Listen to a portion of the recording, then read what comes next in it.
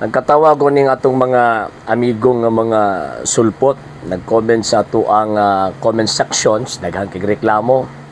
Daghan kaayo kana bitang mga pautot nga mga argumento nga kung diin naghatag kuno sila mga teksto, naghatag kuno sila mga setas, pero walay kasiguruhan nga tama ba ang ilang interpretation o dili. Kining mga Katoliko magod kami, nga mga Katoliko, dili mi pareha ninyo nga mga sulpot. Nga naman, number one, pag ang Katoliko magod mo present og topic, dili na padaghanay og sitas. Kay never man nagitudlo ni Ginoong Jesucristo basta mo tudlo kag kamatuoran, mo tudlo ang doktrina kinahanglan padaghanay og sitas. No sir, no ma'am. Never na gilitok sa ato ang Ginoong Jesucristo ug sa iyang mga apostol.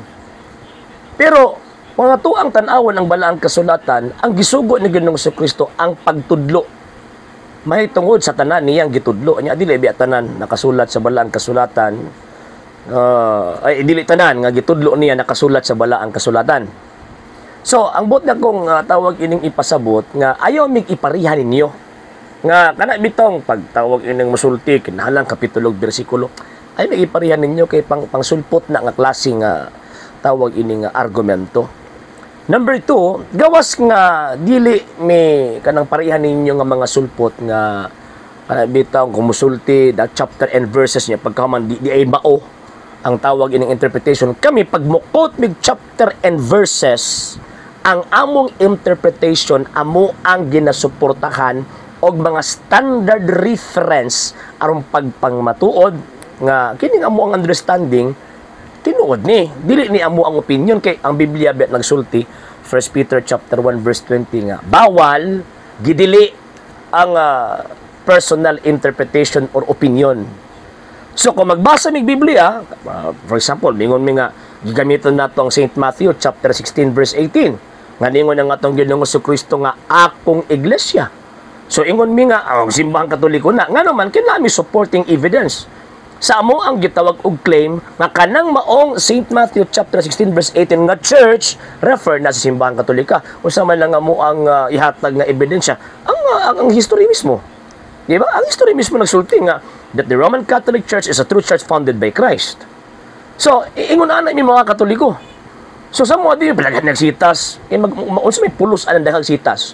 Nya pagkahuman dili mao imong interpretation o nya ang interpretation pa opinion ra. O sa may makuha nato sa interpretasyon nga opinion. Mahulog ba nga kana bitong dadon ta ining atong mga higala nga mga sulpot sa butang bangaway siguro.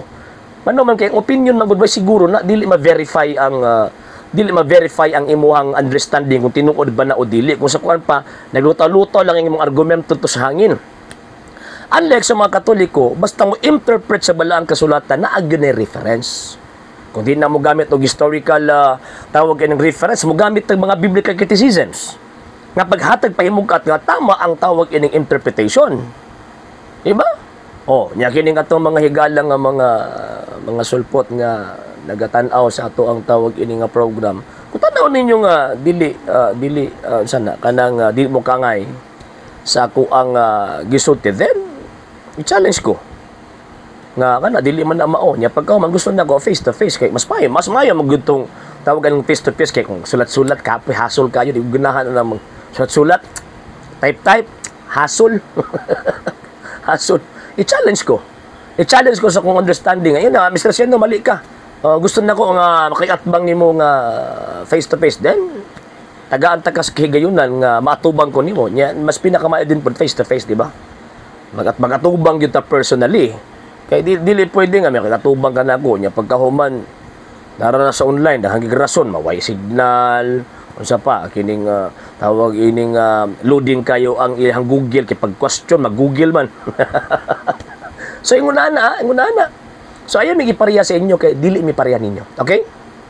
Sa hindi pa po nakapag-follow sa mga pages po natin, i-follow nyo po yung mga pages po natin, RJ Horolanciano II, TV Apolia Punto Argumento page, Kuya Apologist TV page, and RJ's Vlog 2022. And pwede rin po kayo mag-send po dyan ng Facebook stars. And also, sa ating po mga channels. Sa hindi po nakapag-subscribe, subscribe po ninyo yung mga channels natin: Dalay Catholic, Apologist International Official, RJ Sano II TV, Kuya Apologist TV, and Barrio Kawayan Religious Forum.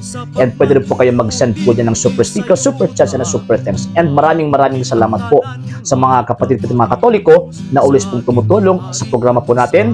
Maraming salamat po. Nang dahil po sa tulong at suporta po ninyo, ang programa pong ito until now andito pa rin po sa social media. And until now din po, nangangailangan pa rin po tayo sa tulong at suporta po ninyo, dahil wala po kami magagawa rito mga sir, mga ma'am, kung wala po yung tulong at suporta po ninyo. Sa gusto pong tumulong, sa gusto pong sumuporta, pwede po ninyong ipadala ang tulong at suporta po ninyo sa pamamagitan po ng ating mga account numbers dyan po sa ating pong screen. And pwede nyo po kaming i-message sa ating pong page kung via remittance po yung ipadala po ninyo. Maraming salamat po in advance.